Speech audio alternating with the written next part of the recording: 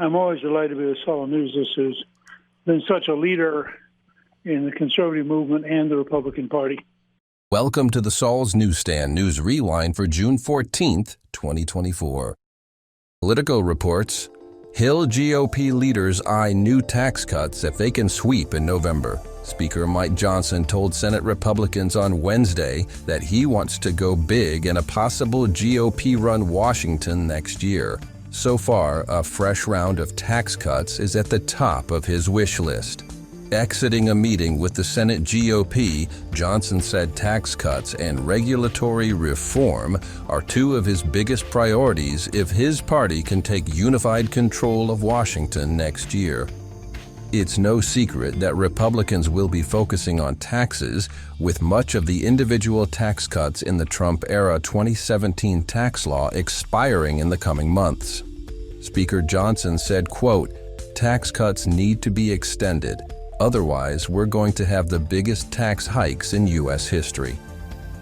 The Hill reports, McConnell, liberals threatening to bury democracy in bureaucracy.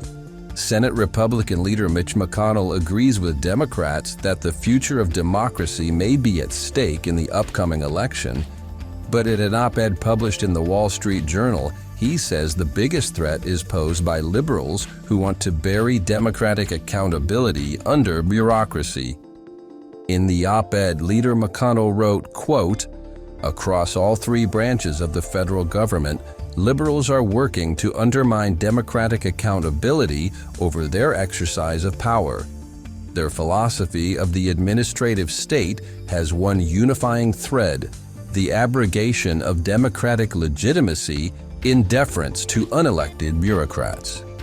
Leader McConnell also said liberals have outsourced their legislative power for decades by allowing unelected executive branch officials to fill in the regulatory details of enacted laws, which under courts have traditionally deferred to federal agencies' interpretations of ambiguous laws.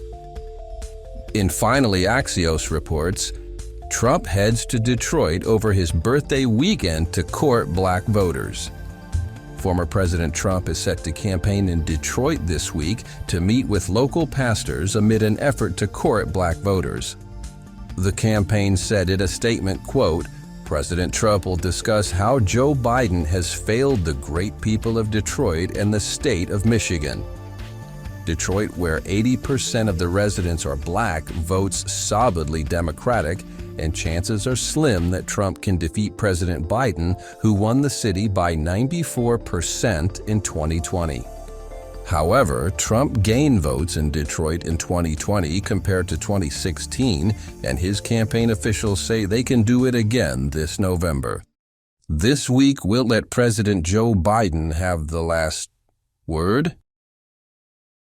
She knows so long as she was denied, our freedom can never be secured.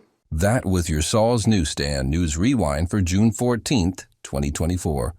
For more political news faster, visit saulsnews.com.